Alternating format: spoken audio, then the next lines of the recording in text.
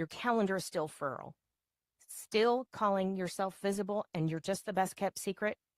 Turns out I was right there with you, my friend. Wasn't getting seen, was just the best kept secret. Wasn't getting heard, definitely, kind of getting paid.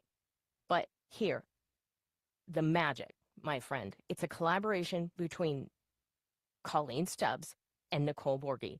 The Voice Lab on the school platform shows you how to use podcast spotlights, summit stages, and simplified, yeah, that's right, simple outreach systems so your visibility actually works. Get seen, get heard, join the free Voice Lab on the school platform, and you're going to get it all. Because if you're working this hard, someone else should know about it. Scan the QR code today.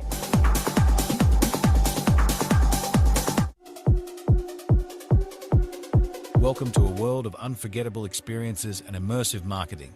Transform your events into extraordinary moments that captivate your audience. Whether it's corporate gatherings, product launches, or community celebrations, our immersive marketing solutions elevate your events to new heights.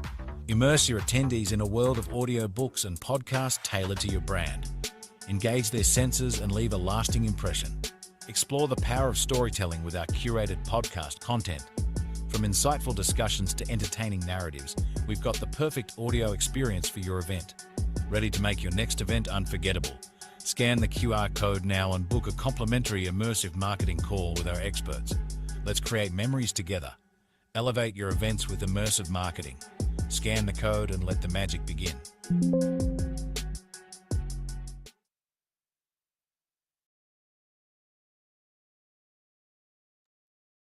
All right. Welcome back to another episode of the Pain Point Podcast. We are live. We are large and in charge. It is Wednesday, and we've got some great guests coming at you today, this morning, and hopefully we'll get it on and get it done just before that storm hits today. And I am your hostess with the mostest. I am Nicole Borghi, and we are here with the Pain Point Podcast, and the first of its kind, right? Started in virtual reality and going back to virtual reality in 2026. So it is time to get back in there, but it is all about virtual online and solving solutions to your business's pain points. We're going to bring a little bit of insights, a little bit of infotainment, and then we're going to dive into those online solutions. It's for entrepreneurs reporting the latest snippets, providing insightful, absolutely insightful commentary. You know, it's me. Have you met me? All right. If you are a fan of the show, you know, I got a bit of that touch of a sense of humor. That's right. I'm going to stick with it. It's my disease and I love it. And, you know, whether we're giving some lessons or sharing some of these stories, and they are great, we're going to talk about what happens behind the scenes. You know, those conversations that you have just behind the scenes, maybe at the water cooler, however, you're stepping out of your cubicle, you're talking to people. Hey, I wish I knew this about my business. I wish people would listen to this. You know, in those when you're giving those elevator pitches, or you're giving a pitch somewhere on a podcast, a show, or in a networking, sometimes even in a summit, and you have a quick second or two, that's not what people really get about you. It's only a control, clear, concise message so people can tune in and turn on to you, right? Get a little bit of that juicy vibe going with you. But what we really want to do is we want to get down to the nitty-gritty sometimes of the truth of what's really going on, those answers to solutions people don't talk about. You can copy and paste anywhere. That doesn't make you the unique butterfly. In the day and age of AI, look, I love digital, guys. Don't get me wrong. You know, Claude went sentient recently. Hey, cool. We're all in a different time and dimension. That's what's great about virtual. But you know what? How do we stand out against AI? What we do is we really bring it, and we have those stories. So this is a great way. If you don't know me, I'm Nicole Borghi. I'm an event to scale visibility leader, and I show entrepreneurs absolutely how to leverage virtual events as a marketing machine. This is the marketing engine that we have, is the social media platform. So we were given the gifts of these mics, and we can tell the big corporate America to go take a hike. Well, If you haven't, it's 2026 and they are telling you to take a hike. But what do? I do done for you and done with you virtual events. And I want you to share that message. Get the message that you deserve out. And the best way for you to do that is through a speech, through a presentation, through a podcast, and absolutely absolutely.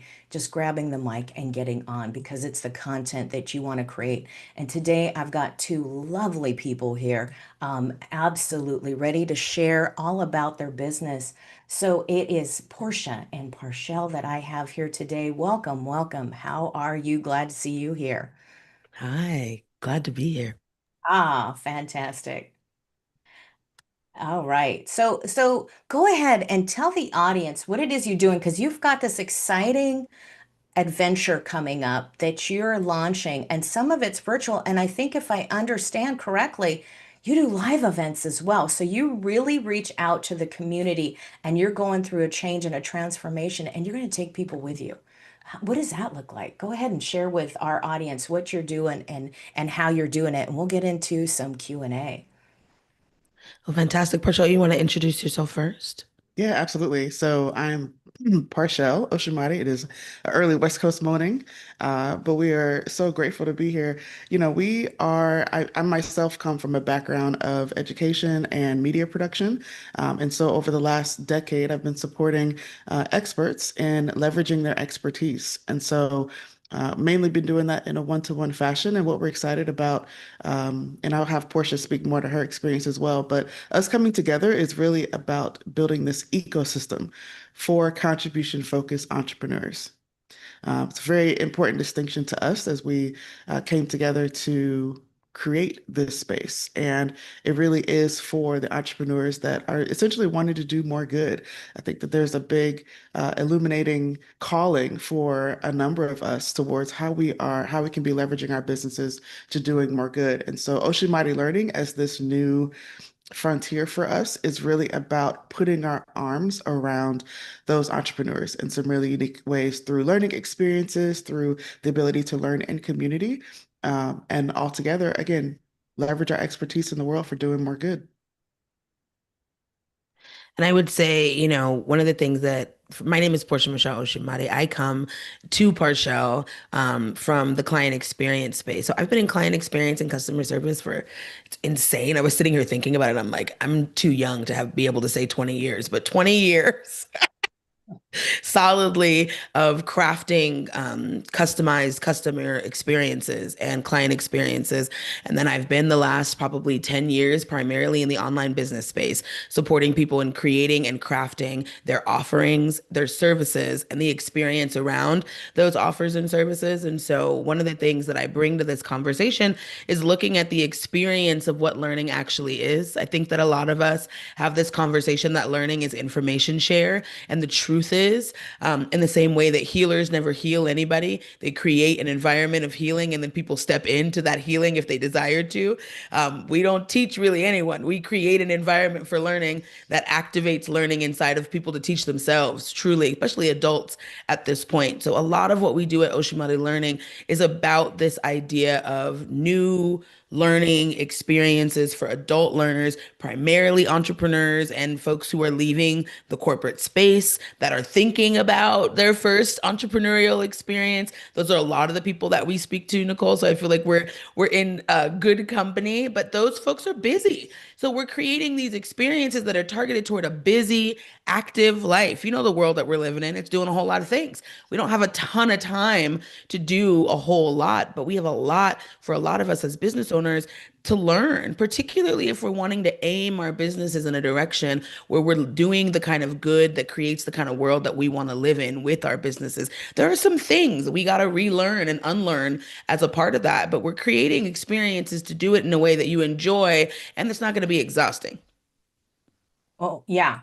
That I love. Let's not exhaust it because if you're working hard, then you're too exhausted to play hard. You're too exhausted to have fun, Yeah. and you're too exhausted to enjoy that money and that lifestyle. And then, when you're broke and hey, I've been impoverished, I've lived on the streets, and I've been crazy, having fun, partied, and living low key, and then realizing, you kind of I heard that a lot, when you have broke people problems and there's rich people problems, but you think that these rich people don't enjoy or can't enjoy life, or they have issues too, but where's that merry mix? And I think with what you're doing for high level entrepreneurs, high level achievers, and going into that, it's really enjoying the mix and then being able with your money as you achieve it. And we were just talking kind of backstage a little bit about this, is that when we get that money, if you take a portion of it and you share, I mean, obviously give some wealth to you, take a vacation, celebrate your wins, give it to your family, share with your family, friends, and your community. But then also, where's that portion going to? I talk a lot about for a cause marketing. I think giving back to the community is such a solution, and where we look at it, when I talk to the executive director, part of the conversation that we had often and almost always is that with victims or with people, if they're in that tragic time and now they're switching into survivor mode, they're so stuck. And we see it every day, no matter what side of the fence you're on. It's just out of control that trigger is out there, that people are not healing themselves, and that they're angry, and that they're sad, and they are so upset, and it's just toxic everywhere. And it's this soup. But when we come into it and we're looking at it from a lens of post-traumatic growth, what solutions do we provide? And that's how I started online and in virtual reality, was teaching people in virtual reality with some AI tools, was teaching the sales team how to make money, right? How do you, if you teach your customer, I wasn't teaching sales, but if you teach your customers how to utilize a platform or Zoom or LinkedIn, how do you utilize it to build relationships, have a community, make money, and get those gains, that return on the investment, that magical ROI? If you get that, then people will be more apt into it. Why aren't more people into virtual reality? Because it was so darn expensive for a minute and they didn't realize they can make a buck. It's not just a Gamersville. So when we're looking at that, so where what happened is that first event was in virtual reality, running a summit for domestic violence victims, bringing them to a stage. Not only that, it wasn't only to give them a voice, and gosh, what a way to do that. But the other thing was, you're never free unless you're financially free. Mm. But those that are financially free and successful don't necessarily feel free. So when you're doing this with your community and you're sharing with them, you've got intelligent people and they're investing in their learning. And it seems like we're still learning and we're still growing. So how do you get people move kind of towards that? If you look at the triangle, I always go victim, survivor, mentor. How are you getting people past their survivor mode, where they're not stuck anymore and they love their business, love what they're doing, and they're growing into mentorship, where they're learning not just because it's there and they're not overwhelmed, but they can learn something and magically work within the community and the group that they're in and build that strength so they are successful, and it's not just a one-trick pony. One of the things like we can definitely speak to when we consider how we're reimagining learning for this audience is a couple things. One is uh, everyone who is a part of the learning having a clear understanding of what their contribution is. That's really key in this, because, and not just contributing to other people, also contributing to yourself.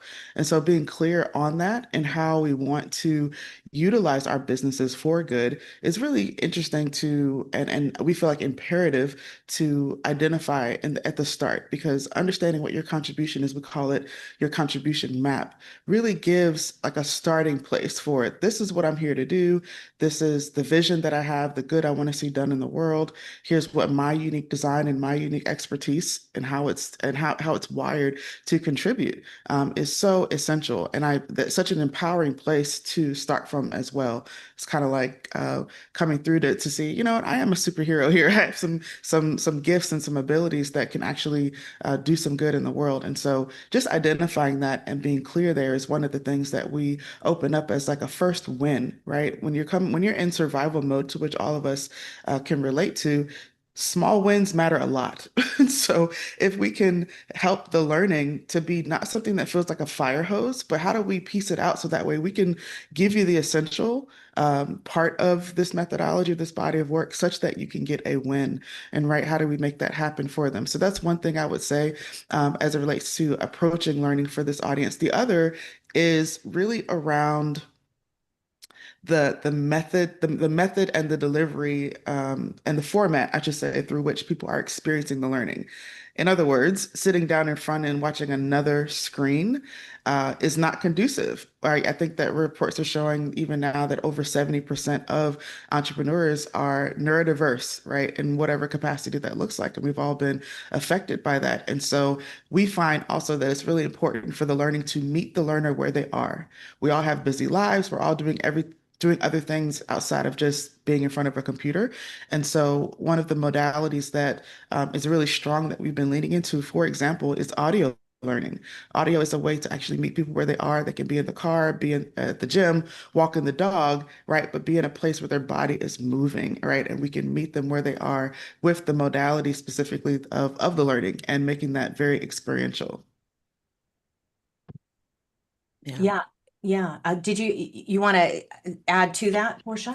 Something I would also add to that, and I think that just to kind of give some practical application in regards to, because, we are people who create learning experiences, but we also teach people to create learning experiences.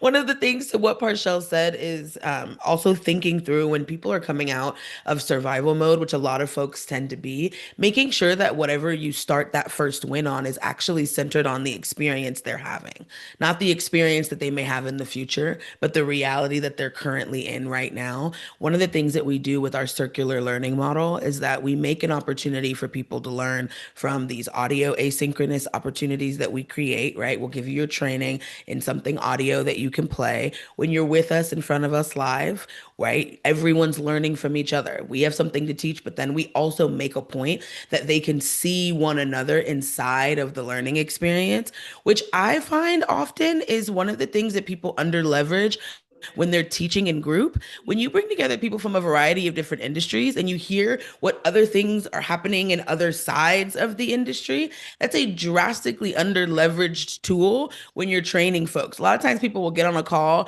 and they spend most of the time talking.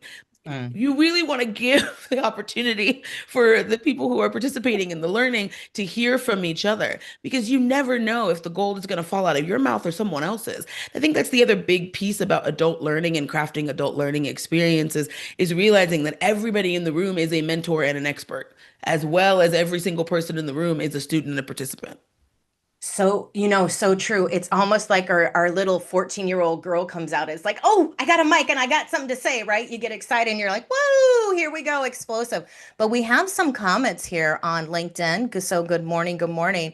Colleen Stubbs says, contribution focused, not something you hear every day. Absolutely, definitely an aligned calling. Absolutely, you gotta have that aligned audience. And she loves that creating a learning environment is so helpful in growing your business. It's like a step away from crazy, busyness, of the world into clarity where you can actually focus, learn, and grow. And Natalia says, yep, that's right. There are things we have to learn and unlearn. I think we're in a learning. We're so overwhelmed. I don't know about you, but I think that that's what I'm hearing too, is like everybody is become this keyboard warrior in the comments. But, and I think that's up to us to adult and to bring the action as good mentors to say, wait a second. Let's put that aside and let's come together and truly come together and meet where you're at and work this thing out and actually talk. Because if people are there, and I bet you see it in person, people are just a little bit different in person, and you can kind of read that energy better. Sometimes there's a different place. People kind of relax. I'm going to a live event at the end of this month, and I'm so excited because not only is it going to be fun, it's going to be at a stage, it's going to be in Orlando, but I get to meet people in real time, people I haven't met. And so I love that. I love that. I love that. I get to give big hugs. I get to say hello. But we're so overwhelmed in this, when you're talking about unlearning, I went back to school. I went back to college twice. I went back to school. I became a beautician. I had this thing, and then I went back to school. And then I went to the police academy, which was fun. We got to go into Fort Ord. Talk about having fun. If you're an outdoorsy person, we got to go play at Fort Ord and rappel off impossible cities. It's a whole brick urban city. Fun stuff. But I realized that that wasn't the way it was going to change stuff, because I came to people at the hard end. Mm. And because I was from the streets, I had learned that, ooh, that's a quick way to stop somebody in their thinking, not necessarily a good thing. That's not the way to change the world. And it got very political obviously in these last few years. But I coming to this other side of it, realizing that when we're in the community, we can make a change and we can be those people. And I love that you're saying, hey, as a teacher, as the wise person in the room, and you have this expert wisdom that you're going to share people, the only way you know that they're making a change is because you're listening with those ears that you have. And that is a beauty about audio, is I can plug you in and I can listen to you, and you have these great voices, that just the vibration that you have. And I think people have lost that too, is when you're talking, not only on a mic, but when you're talking to somebody, and the inflection in your voice, the tonality of who you are and where you're at. Like, hey, let's get real high and I'm telling a joke and we're having fun. And then, hey, this is something we got to lean into, right? So when you're coming back into that, um, and you're sharing that wisdom, it's the experience in those spaces. In it, there's learning. And correct me if I'm wrong, but I remember, and maybe this is a Mandela effect, I don't know, I remember back in the day, you had to show somebody, you had to tell somebody something in learning, you had to show them, Yeah. and then you had to let them play a little bit and screw it up a couple times, and then you had to bring them back. And so what have we forgot? Why have we forgotten this? And then with the advent of YouTube, everybody's a super smart, intelligent, better than all the archaeologists, because I can read something online. I have never gone to a library. These YouTubers that never even go to a library and crack open a book past page one. They just go through the Cliff Notes for Dummies version of everything and never really look at the context of it. So when you're working with people, how do you kind of filter that down? Because there's a lot of unlearning, and it's hard, especially if you're over 40. There's some things that you have in your world, especially with those triggers. There's some things that you have to stop. Where do you, what, gosh, where do you start? And where do you get past and say, hey, this is time that we're really going to make that swift change? Because you don't want to be delicate with it at this age. People don't have time, right? Yeah. Well, I mean, and to be honest, I can start with this, Parchelle, and then I'd love to hear your thoughts on this. I think a lot of the people that we sit in with, a good portion of where we start is unlearning before we start learning. Because I think that, like, again, I can sit you in front of a YouTube video and put a bunch of information in front of your face. A lot of what we're doing is practical and on the ground. So it's like, okay, what have you learned about business that's not actually serving you? Oh, you've been told that you have to have an oppressive business model and scarcity marketing is the only way that you're going to get people to say yes to things. Well, why don't we look at what communities really matter to you? And I think that for us, in a lot of our work and our learning, we start in the heart. And when folks can drop into that heart, and to Parchelle's point, really get centered on the contribution and the communities that matter, then they get excited about the idea of how their business can kind of point towards that community. Then now we've got soil that then someone is coming to us wanting more information, right? It's that difference between information share and activating learning, right? And it's also really consent based, right? We come in from a place of what do you want, what can we unlearn together? Where are you wanting to opt in? What have you been taught that isn't actually working for you? How can we then put something else in place, which creates, again, this almost little vacuum of space that then says, yes, I do want to learn more. Yes, I am interested in what next steps look forward to. So we don't necessarily have to beat you over the head for it. You're asking at that point, right? We're in a communal conversation, which is one of those things I also feel like, to your point, we've missed as human beings, is like allowing adults to have agency and sovereignty and go, oh yeah, actually you're right. Let me drive a bit of my learning experience, right? Let me tell you, I need to see it again. Can you repeat it again? Can we hear three or four people ask a question a different way so that they're out showing us when, we want you to go skin your knees and then come back and tell us what's happening so that we can actually be in the reality of it. Because I also think that that's what a lot of people are missing from the digital marketing and the digital online learning space. Is like when I'm at a YouTube video and you told me to do it your way, and then I go do it my way, and then it doesn't work. I don't have anybody to come and say, well, help me make a different decision. I think that is also the difference between learning and cohort that I'm just really excited that folks are coming back to. Because we are teaching in cohort, but we are surely not the only ones. Yeah, yeah, 100%. And I think, Portia, what you're also leaning into is the five eyes conversation. So when we look at learning as well for our learning experiences and for the learning that we support others in creating, we have this framework called Five Eyes that essentially breaks down the learning journey that everyone goes on, from not knowing who you are to being licensed in your work and you're innovating on top of it. And I bring that to the conversation because it's really important to map again the journey of where someone is. If someone's at an introduction phase, which is like the first phase of the learning journey, they don't need the whole methodology. Like they don't need, and oftentimes we're trying to give too much too soon and not really, as Portia mentioned, like being in tune with where they actually are and really breaking down what actually needs to shift from them being introduced to the next stage is actually initiation. So all of those things matter. We have to also pinpoint and understand where our audiences are and what learning experience we're creating matches where they are, because we cannot assume that they're just going to be ready to jump in at implementation or ready to jump in at integration, right? We have to consider the full learning journey as well. And it helps us just again to pinpoint and make it even more tailored to the experience of where someone is. It's so meet them where they're at, and I love the conversation of adults. I mean, kids, yes, that's the next generation. Need to leave a legacy. We forgot that we're adults. And I mean, hey, if you're going to Las Vegas, I used to work there in the casinos, have some fun.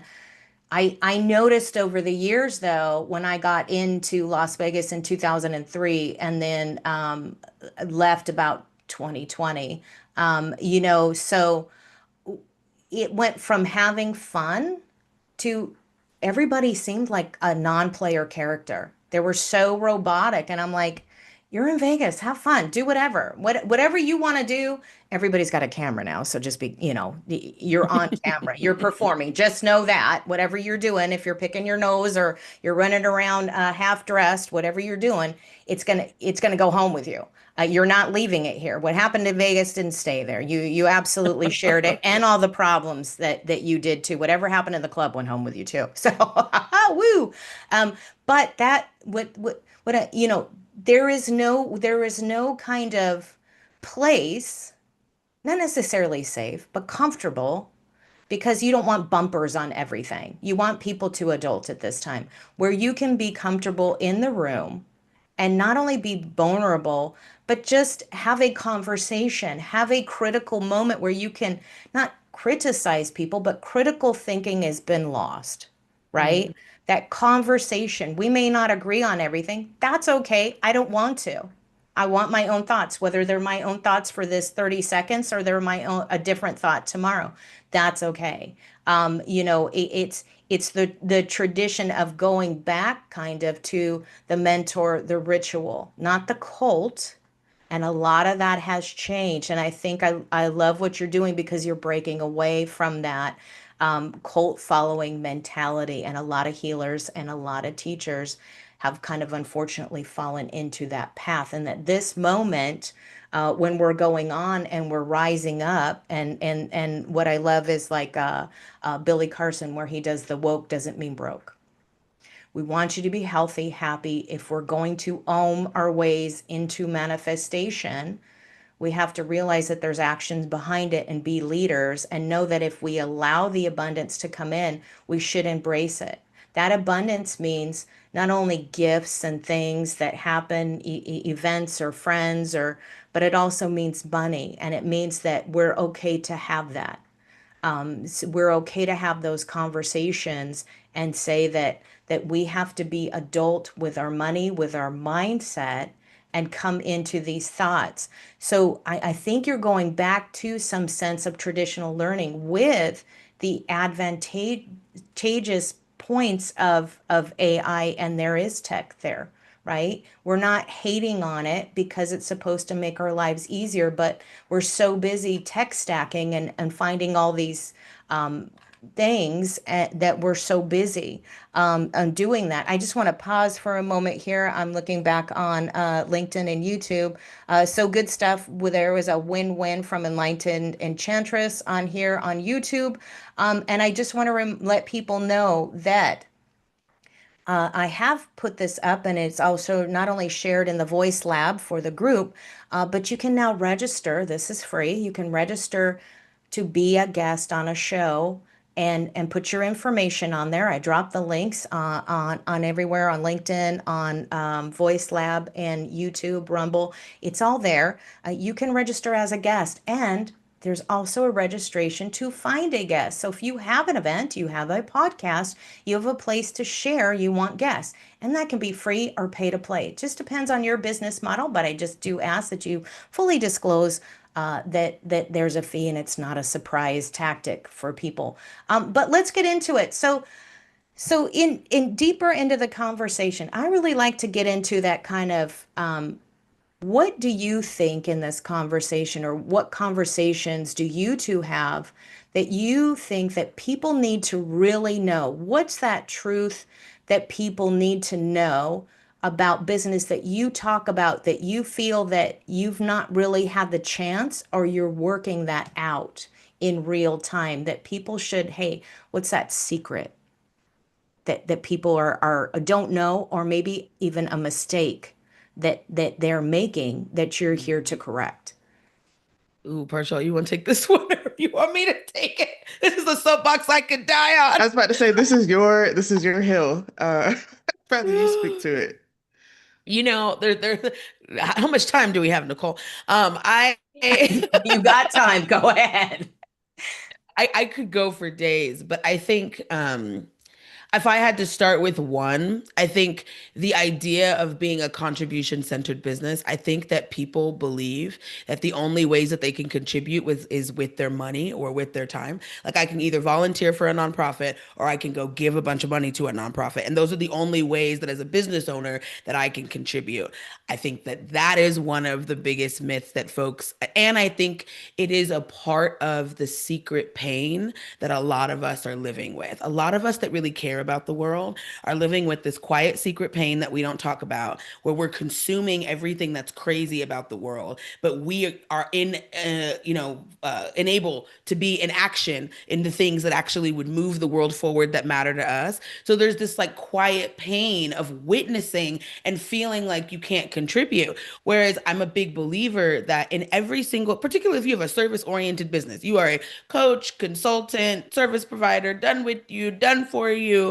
Even if you have a product business, where we forget that back in the day, businesses used to be known for how well they cared for the community. When we go back to like your great grandfather's business, and like, let's say he was a carpenter and he built a table that could last in the family for generations. It wasn't because he was like altruistic or a nonprofit. It was a good business strategy to care for the community for long periods of time. So that, and he, our great grandfather wasn't broke, right? He was booked out usually weeks in advance to make these tables, because everybody in the community wanted to come to him because of the quality that he gave, but also because of the care for the community. He said, okay, my community has a need. I go meet the need. I'm well taken care of. They're well taken care of. There's this like reality that we've been in that we forget that business can be that simple, where the last couple of years, all we've spent time doing is learning how to sell a business, not learning how to deliver something quality so that people want to have it over and over and over again.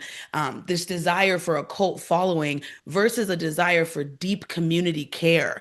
That is one of the biggest myths and like the secrets that we've been talking a lot about is how do we unlock that with the person who's making a website and the graphic designer and the person who's consulting in corporate. Each one of those people have this ability to rededicate themselves to their community in a way that they feel is reciprocal and that feels more like alive.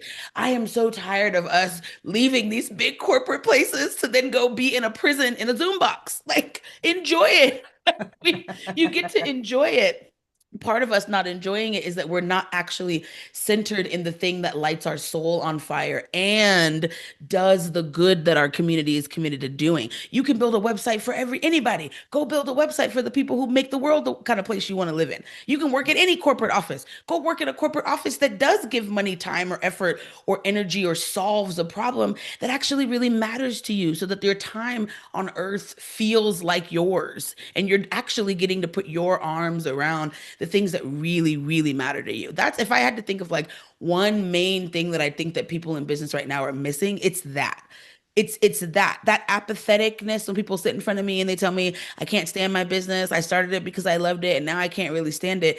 I can always come to the root of that. Either we're not doing something big enough or we didn't commit deeply enough and you're not enjoying it. Oh yeah. Thank you for coming to my TED Talk. Well, that's so it. And I just want to say, Natalie says that she believes the labels are assigned to the human race, such as black and white, are unhelpful as we all are fundamentally human, and we forgot that we're here in our meat suit. I mean, she didn't say that. I'm adding to it. We did forget Me we're too. all here in a meat suit on a journey, and if we are, we are. And whatever we're looking at, there's such a division. I mean, if I was on the street or if I needed a team in the casino to back me up, we were a team. No matter what trash we talked at the table and or what trash I talked on the street, I thought I was WWE of the street, right? I was a trash talker and I had fun, but I wanted it to come back. But whatever trash talk we had, when that hit that we needed to help, we came and we helped each other, and that's a community. So you got that brotherly, sisterly love, and there's some fighting in there, right? We can't forget that we're human. We're here having that human experience in our meat suit. But if we can get past that and start realizing that, hey, we do need community support. If you are getting out of corporate America, why are you buying those box stores, right? Why are you buying a franchise? And I let people that are in business, don't hate. It's good to know that you can get a cheeseburger on the road at 2 in the morning or a taco, and we all need that because I'm not going to We the all need a taco truck taco. at 2 in the morning when I'm driving, right? But I love them. It depends on what state you're in and how you're rolling. But the thing is that we're going back to corporate America. The mom and pop stores, when the quake hit in Santa Cruz in California in '89, and they had all these wonderful little, it was kind of like a Haight and Ashbury, San Francisco at the time. They had all these Mhm. wonderful little mom and pop stores, and you can talk to people, and people lived in Santa Cruz for years, and there was this 4 levels of a bookstore. Oh my gosh, you could stay there all day, and they had great coffee because it was roasted right there down the street, and you could just read and you can talk to people and people had a Mhm. conversation whether you were bathed or not. You just talked to people. Everybody had the same thing of a book, right? And the problem now is we can't have a conversation without throwing on the table the label of where we're going. Let's just have a conversation. And if we can get past that and put that back into the community. But what happened is once that quake hit, the kids got the money and they all put big box stores up. So many big box stores that we lost the skyline 2 streets over. You could Mhm. not see the sunset, the sunrise. people didn't even want to, you had less traffic on the streets because there was less community. People didn't like the vibe there. And the point with that is that when we go into the business and we leave the business, we are not, yes, Natalia, the reality of depending on each other has not caught up to humanity. No, but we're here in a time where we can come together and make that change and be that change. And those of us who are serving here and want to stay here and we're in service with our heart, what are we doing with that money? What are we doing uniquely to bring back the community? You're just chasing the community away, I think. And I love that's what, I love about what you're doing is you're finding that support. And we have these groups and they're not collaborating. If we take our tech and we automate and delegate as a leader to the tech or to the people that we hire, that way we can come back and we can be that human and go back into having that time with those conversations and caring for our clients. If it's overwhelming, we can't do that. And I think that's getting back into the touch of your community and having those conversations. And when you're having live events, you can absolutely have live conversations. How does that change when people come to see you personally and they get to talk to you? They get to break bread with you. They get to have, whether it's sipping a cocktail or having a coffee. What is the difference in the conversation and the change that people are having when they're there one to one with you? Yeah, that's a great question. When we are one to one, there is, and we actually just experienced this. We were in South Carolina at the Women in Publishing Summit with Alexa Bigwolf. Shout out to that community there. There were a number of people that we had seen virtually and had conversations with, all the things. But when we actually got together in person, we got to meet with some folks one-on-one and meet with some clients as well. And it's just a given that when you can physically be in space with people, it really just opens up a lot more. And so typically when we are closer in community, for us in particular, we actually hosted Genius Games there, which is a learn through play group activation that we do that helps the group or the organization to identify what their unique genius is. And then we facilitate games that are curated for that group that they get to practice being in their genius and to see that reflected back to them in really powerful ways. And in that experience, right, we've done this virtually and we've done it in person many times. And to have done it in person, right, just to break that down, we actually got to, it feels like a given, but our physical bodies being and moving around, right, to move from one group to the next and to easily go and be in community with someone, to shake their hand, to actually physically just be in community. It just makes such a huge difference. I mean, you get to actually get to eat people, eat with people, and break bread with them, if that makes sense. And so there's just a more interesting intimacy that builds, of course, just being in person. And so that is one of our favorite modalities, is to be in person with communities. And when we get to do that, it really opens up so much more. And it just points back to, again, the types of learning experiences that can be created. Our goal is to make our asynchronous, our virtual, to still have as much of that feeling as possible. So we intentionally make sure that those spaces have those experiences built in. But Portia, is there anything you wanted to add to that? I just laugh when you talk about like going from room to room. Like it's so funny to be in person. It's like I don't have to go into a breakout room. The breakout room is on the other side of the room. when we when we do in persons, when we do Genius Games in person, we break people up into like 4 different groups. And so they're in different spots. We've got a playlist going. Like we can come by and make little comments. Like I love the digital space. It is my home and truly have spent the last 10 years of my life making digital spaces feel warmer and cozier for the people who are using them. However, there's nothing like in person. There's nothing like being able to feel someone live. There is just, and I'm sure, Nicole, you're seeing this in your world as well. People are craving that more and more. And I think we forget sometimes that when you can go to the conference, go. When you can go to the event, go. Go to Orlando. Be on the stage. It's different. Right. I think that's great. And that it's a there, we can make it hybrid, Yeah. right? You can make it hybrid for the people that aren't there. They can get a little taste of it, right? And that's part of sometimes in the summits, where we have plot twists coming up, you guys. We still have a room for a few speakers.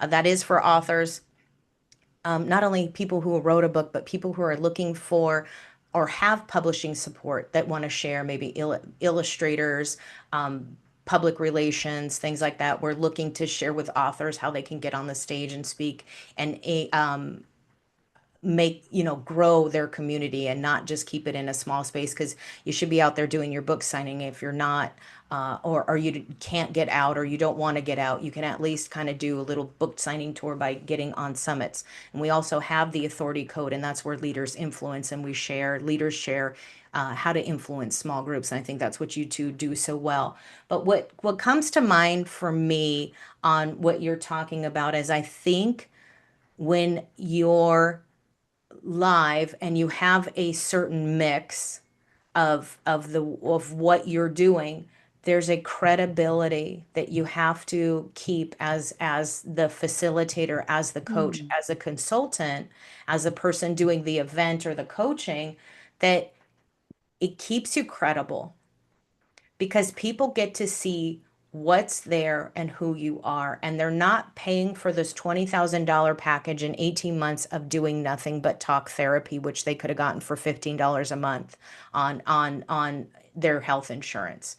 And it's turned, I see a lot of coaches have turned into that, where they're doing talk therapy the same.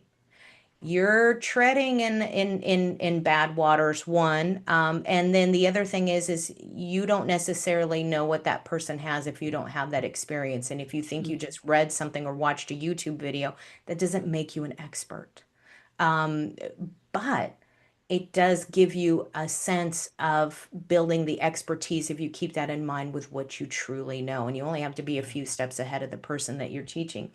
But how has that helped keep you two credible, especially in the dynamic that you have working together and being together?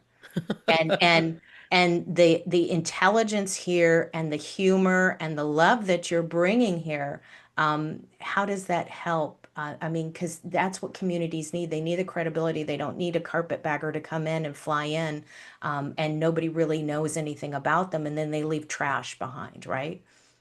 I'm gonna be honest, we are blessed. I consider myself to be blessed. I don't know how we ended up doing this thing called life together, but we happened to make an interesting match. Parchelle is a teacher at heart. And so I always laugh because Parchelle spent most of their life what I call teaching to the back of the class. Like everybody from the front of the room, from the very first seat to the back of the class, is being thought of in the process. And so it's very customized to them. And I am a person, I'm a coach by heart. So I don't necessarily, Parchelle does all the teaching and the presenting and the like chronological order, because the way that my neurodivergence works, I don't do that very well. And then I do all of the like customizing. And I think that that tends to be the place, if I had to think about where our expertise shows up the most, it's that you can be in a room of 30 people, but when you get in front of me and we have a conversation, we're making it custom fit. We like to say, we make a fingerprint business as unique to you as yours.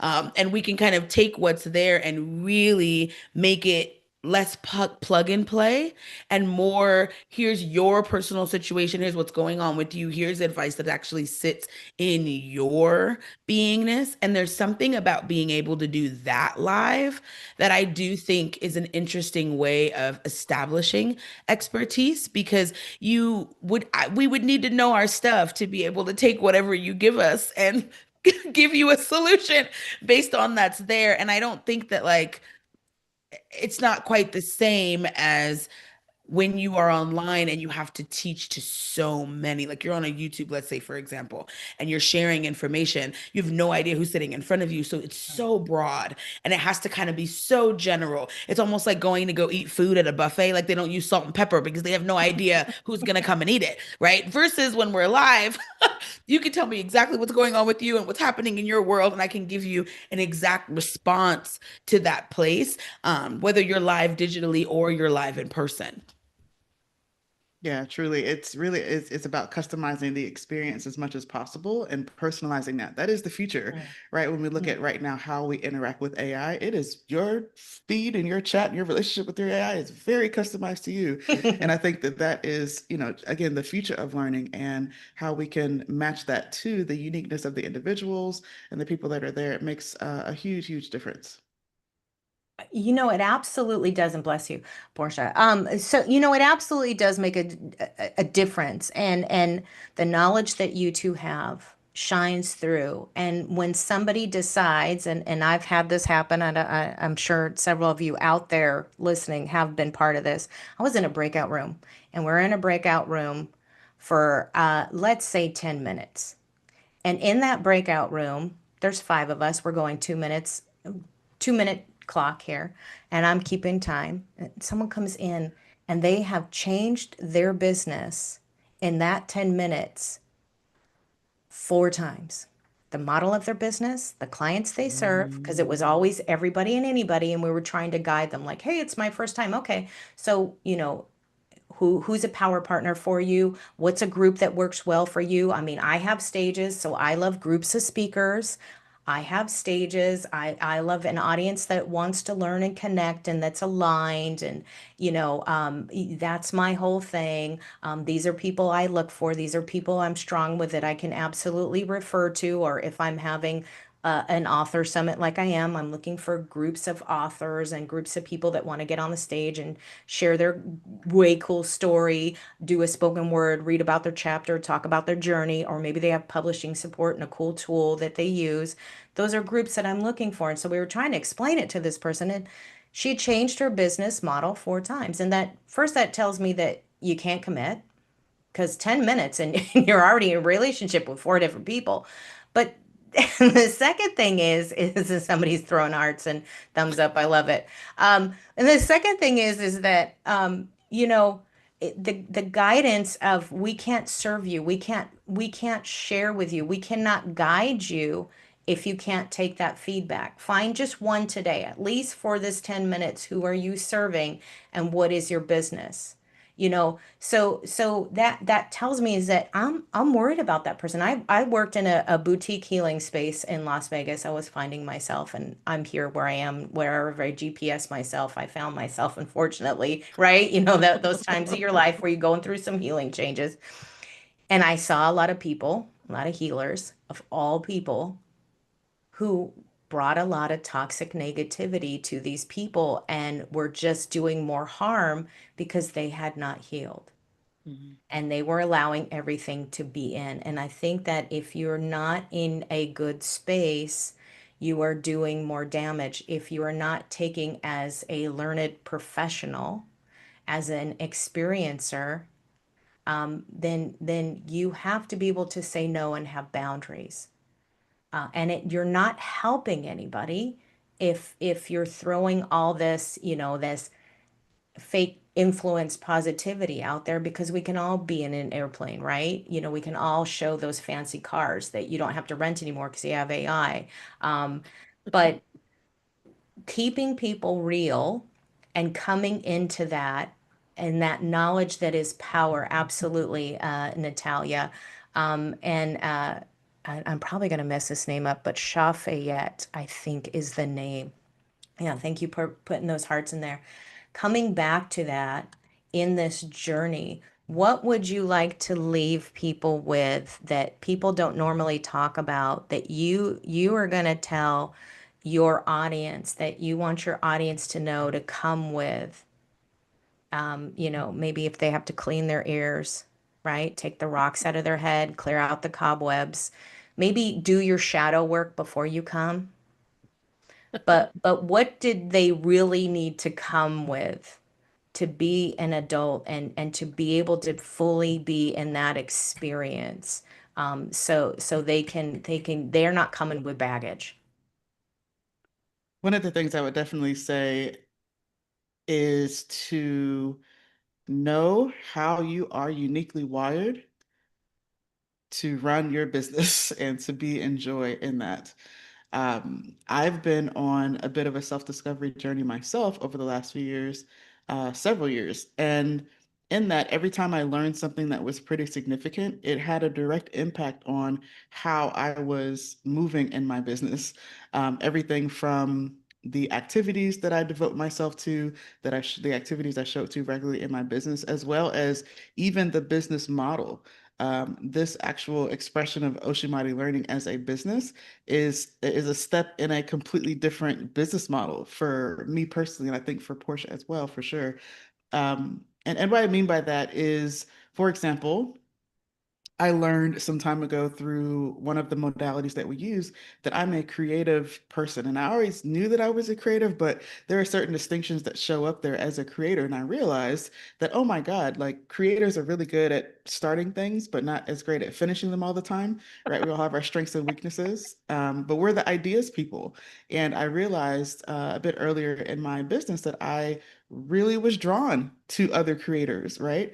But always sat around and wondered, why can't we finish anything? Why is this still showing as incomplete? We need other genius to show up here. And so once I realized that, it really helped me to shift who was around me in my business and the kind of support that I called on, right? I can, the ideas part I got down for now, but I really need someone to help me with these systems and someone that can help me connect the dots. And so that has been very transformative just to know that about myself. And everyone has a unique flavor, right? And how they're meant and uniquely wired naturally to show up in their business. And that usually also points to what kind of business model are you in? And I usually liken that to like the model of a car, right? Your business model might be a Corvette, whereas mine is a school bus versus yours is a SUV, right? All of these have different ways that they're meant to move and different features that make getting on the road and the travel and journey of business more unique to you and the impact you want to see happen. So anyway, I say all these things to say that in particular, Ocean Mighty Learning, I've shifted from a more of a consultant. I mean, we're still consulting, but essentially more of a consultant focused agency model, right, of a business to more of an educator model. And so that has also been very distinctive. And just, again, there's joy that shows up in there for me because it's leaning more into my genius and how I show up as opposed to this thought that I have to do it all, right? And so we love that in the ways that we're showing up in the way that we're helping, we really are bringing people together, right? You cannot do everything on your own, and we need community, we need each other more than ever. And so it's important for you to know what your contribution is, right? And to be very clear in that and how you are choosing to do good in the world. And that will make it, there'll be less friction involved in being able to collaborate with others, especially if they know their contribution. You'll be like, oh, we're here to help the same community. All right, I handle a lot of system stuff. You might handle this, right? That sort of connection and connectivity is really essential and key right now. So my little spiel, as I said, is to just know yourself and be on that path of self-discovery and know that the uniqueness of how you are is also to be honored in your business and how you show up in your business. Because to do something or be someone that you are not is not the game. That's not the goal. Absolutely. Absolutely. So, Portia, any last takeaways? We're just about to wrap it up. I would say, to Parchelle's point, get curious about how you're wired and get curious about how your business can shift to make it more fun, more joyful, more delicious. Because when you're having more of a good time, you're doing more of it. And if we point that business towards some good that we want to see in the world, then you're having a good time creating more good. And is that not what all of us as human beings came here to do in the first place? And that doesn't mean that you go hungry while you're doing it. It means that your belly's full and the bellies of your community are full. We can get back to a place to we can do both of those things again. 100%, 100%. And I want to thank everybody for watching, all those people commenting on YouTube, on LinkedIn, on Rumble. So glad you're here. You want to learn more about these fantastic people that are here today, these wonderful humans supporting community and not just grandstanding, standing on their soapbox and screaming it at the top of their lungs with a megaphone, but bringing the energy, bringing the experience and the wonderment and the love that they have. Thank you, Portia and PARCHELLE. And I want to let you guys know before we pop off and we go to the end and the close. Today at 12 p.m. Eastern Standard Time, we have Colleen Stubbs, who she's doing From Tech Chaos to Control. It is a live masterclass. It is about simplifying, automating, and delegate all that fun GHL stuff that you never wanted to know, but you need to know, right? So she's going to make your life a lot easier. Also, tomorrow at 12 o'clock, your hostess with the mostest, will be teaching a workshop about 5 steps to lead high impact events. Absolutely. How to turn those events into the 3 steps of plan, promote, and profit. And you're going to learn how to create your own blueprint of success for the stage and your audience strategy and simplifying your tech with it and just getting to know that. We've got some wonderful things going on in the Voice Lab. And don't forget, register, be a guest, find a stage, right? Don't go ahead and register. If you have a stage and you want gloriously wonderful people to come on your stage and meet wonderful people like we had today, come on into the Voice Lab, and we're going to share the greatness with you. And it is just to start right now. There is a free trial of 7 days. It's $11 a month, and we are bringing more to the community. We are sharing with the community, opening up more to the community, and bringing some more master classes. We just had Laura Doman in there talking about boring keeps you broke. She made a little comedy and shared that enlightenment about being on the stage, being on the camera, and selling from that camera. And we had Daniel Andrews, who was teaching Stop Networking, Start Building Relationships That Last, right? All about true networking and relationship building. That's what we're all about, is building those relationships. All right, guys, we're going to hit it and quit it. We're out of here. Love you. Have a great day. We'll see you on the other side.